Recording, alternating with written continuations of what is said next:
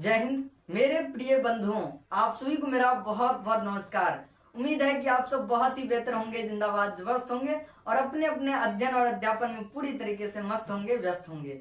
साथियों, हमारे बहुत सारे भाइयों बहनों और उनके पेरेंट्सों का बहुत ही ज्यादा कमेंट बॉक्स में मैसेजेज और बहुत सारे पेरेंट्स ने हमें व्हाट्सएप भी किया हुआ है कि आपने एग्जाम के दौरान हमारे बच्चों को बहुत अच्छे तरीके से गाइड किया। अब बता दें कि हम अपने बच्चों को 12वीं के बाद क्या करवाएं, किस फील्ड में भेजें। और बच्चों का तो बहुत ज़्यादा हमें ये कमेंट आया कि भैया आपने जो कुछ भी हमें एडवाइस दिया था एग्जाम के दौरान, सभी को मैंने बखूबी उतारा एग्जाम में और मेरा रिजल्ट बहुत बेहतर रहा। तो सबसे पहले आप सभी बच्चों को कक्षा 12वीं में उत्तीर्ण होने के लिए, चाहे आप किसी भी श्रेणी से उत्तीर्ण हुए हों, आप बधाई के पात्र हैं। मेरे प्यारे साथियों, आप सभी को बहुत बहुत बधाई एवं शुभकामनाएं और आकाश भर शुभकामनाएं मेरे बच्चों। साथियों, अब जैसा भी रिजल्ट रहा हो, अपने आप को संभालिए और एक नई दुनिया में अपने आप को कुछ इस तरह बेहतर कर दीजिए कि जो कुछ भी हुआ पीछे, बैक जो भी हो गया है, उसे भुलाना बहुत आसान हो जाए। प्यारे साथियों, आइए बहुत अच्छे तरीके से जानते हैं कि हम कक्षा 12वीं के बाद क्या कर सकते हैं। साथियों, आइए, हमने साइंस, कॉमर्स, आर्ट्स तीनों सब्जेक्ट के विद्यार्थियों के लिए हमने बहुत सारी चीजों को रिसर्च करके आप सभी के समक्ष लाने का काम किया है। साथियों, यहाँ पर देख सकते हैं, हमने सबसे पहले साइंस वाले को यहाँ पर बता रखा है, क्योंकि साइंस वाले बच्चे जो होते हैं वो दो तरह के होते हैं। एक वो बच्चे जो अपना मेन सब्जेक्ट बायो रखे हुए होते हैं और एक बच्चे जो मैथ्स रखे हुए होते हैं। अर्थात जो बच्चे मैथ्स रखे होंगे और मैथ्स उसका बेहतरीन रहा होगा, उनका कहीं ना कहीं मन में अभी चल रहा होगा कि भैया हम इंजीनियरिंग करना चाहते हैं, इंजीनियर के फील्ड में, मतलब इंजीनियरिंग फील्ड में कुछ बेहतर करना चाहते हैं, अपना स्कोप इंजीनियरिंग फील्ड में अपनाना चाहते हैं। तो भाई मेरे, इसके लिए आप बीटेक कर सकते हो और बीटेक आप ऐसे डायरेक्ट भी प्राइवेट यूनिवर्सिटी से कर सकते हो। और आईआईटी का एग्जाम होता है, किसका मेरे भाई? आईआईटी का, ठीक है।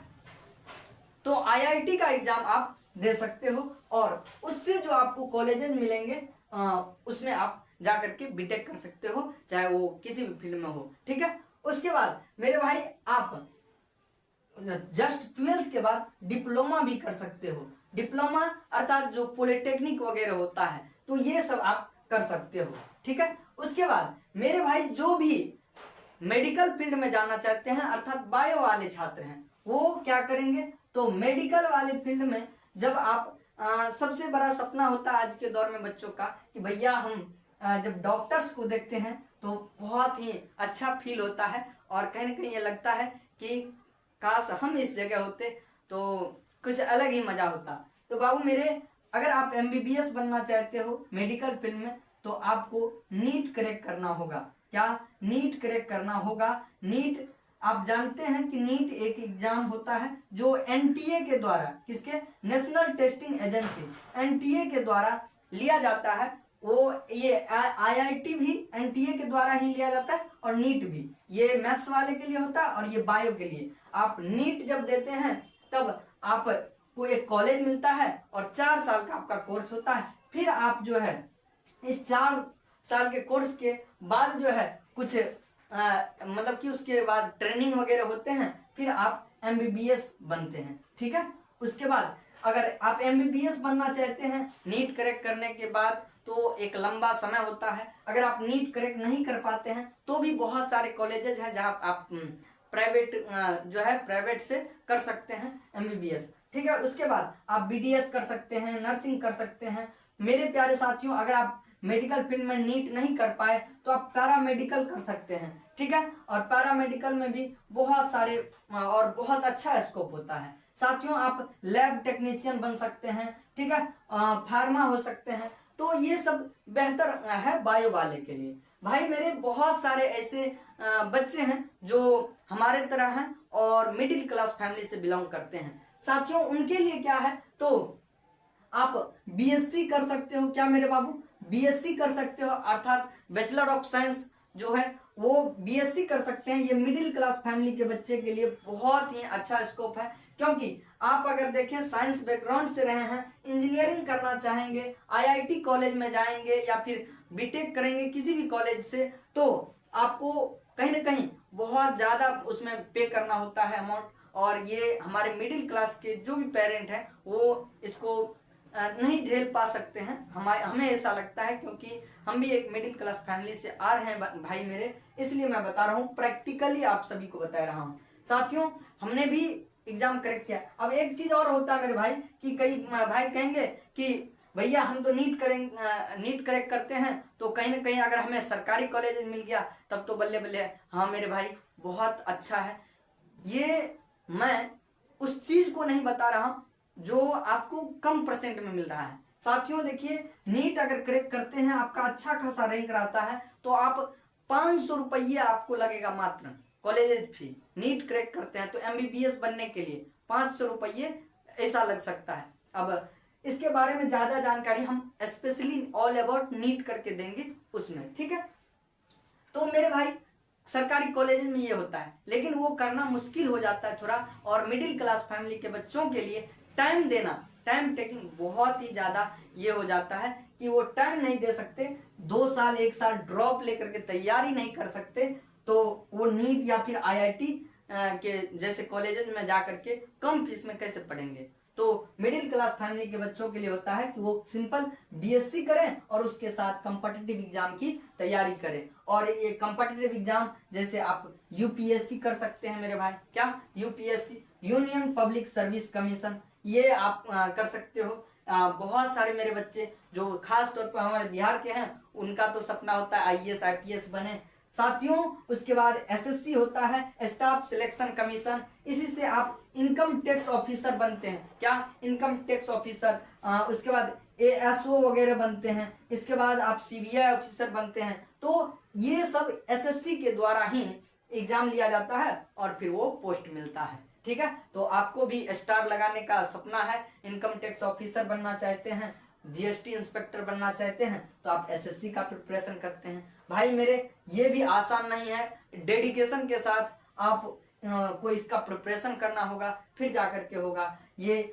आप एक चीज और, एसएससी को मिनी आईएएस भी कहा जाता है, क्या मेरे भाई, मिनी आईएएस, मिनी आईएएस। और ये चीजें मैं इसलिए बता पा रहा हूं क्योंकि मैं खुद अभी यूपीएससी स्टेट पीसीएस और एसएससी का भी साथ साथ में प्रिपरेशन कर रहा हूं, ठीक है। ये मैं कभी भी चर्चा नहीं करा है, पर अभी कर रहा हूं, इसीलिए मुझे पता है कि इसे मिनी आईएएस भी कहा जा रहा है। मिनी आईएएस इसलिए मेरे भाई कि जो आप डायरेक्ट यूपीएससी में सेलेक्ट होकर के पोस्ट लेते हैं, वो कहीं ना कहीं 15, 20, 25 साल बाद आपको पोस्ट मिल जाता है। एसएससी के द्वारा दिए गए एग्जाम में जो आपको पोस्ट मिलता है, वो उसका प्रमोशन होकर के वो पोस्ट मिलता है, ठीक है। उसके बाद मेरे भाई, बैंकिंग एग्जाम में आप जा सकते हो, रेलवे एग्जाम में जा सकते हो, उसके बाद टीचिंग एग्जाम में जा सकते हो। टीचिंग एग्जाम में आप जैसे बीए के बाद बीएड कर सकते हो, ये सारा चीज। उसके बाद बीए प्लस बीएड भी अब होने लगा है, ठीक है। उसके बाद आप मेरे प्यारे साथियों डिजिटल कंटेंट भी बना सकते हो अगर आपका टीचिंग का शौक है, जैसे मैं अभी कर रहा हूँ, ठीक है। तो टीचिंग का भी कंटेंट बना सकते हो। ऐसे मैं तो बना ही रहा हूँ। मैं तो बाबू मेरे अभी विगत 3 वर्षों से मैं ऑफलाइन में भी बहुत अच्छा कर रहा हूँ। वैसे हमारे मिशन भारत विद्यापीठ को एस्टेब्लिश हुए आज 4 साल से ज्यादा हो चुका है मेरे साथियों। अब आते हैं, ये तो था साइंस वाले बाबू का, अब आते हैं हमारे आर्ट्स वाले भाइयों बहनों के लिए। क्या है बहुत खास मेरे भाई, जो भी आर्ट्स के बच्चे हैं वो क्या करेंगे, तो भाई मेरे आर्ट्स वाले बच्चों के लिए भी बहुत अच्छा स्कोप होता है। ये क्या कर सकते हैं, तो ग्रेजुएशन के साथ गवर्नमेंट एग्जाम का तैयारी कर सकते हैं। गवर्नमेंट एग्जाम लाइक क्या यूपीएससी भी कर सकते हैं। और बहुत अच्छे तरीके से हमारे बच्चे जानते हैं कि आर्ट्स वाले जो बच्चे होते हैं उनका यूपीएससी में ज्यादा रुचि रखने का ये है कारण, क्योंकि आर्ट्स वाले सब्जेक्ट अर्थात जीएस पेपर का ज्यादा योगदान होता है यूपीएससी जैसे एग्जाम में, ठीक है। उसके बाद आप एसएससी कर सकते हो, एसएससी के बारे में अभी हमने चर्चा किया, मिनी आईएएस। उसके बाद आप पुलिस का एग्जाम, उसके बाद बैंकिंग का एग्जाम, रेलवे का एग्जाम और भी बहुत सारे अदर कॉम्पिटिटिव एग्जाम का तैयारी आप कर सकते हैं मेरे भाई। इसके बाद आता है क्या, तो कॉमर्स वाले बच्चे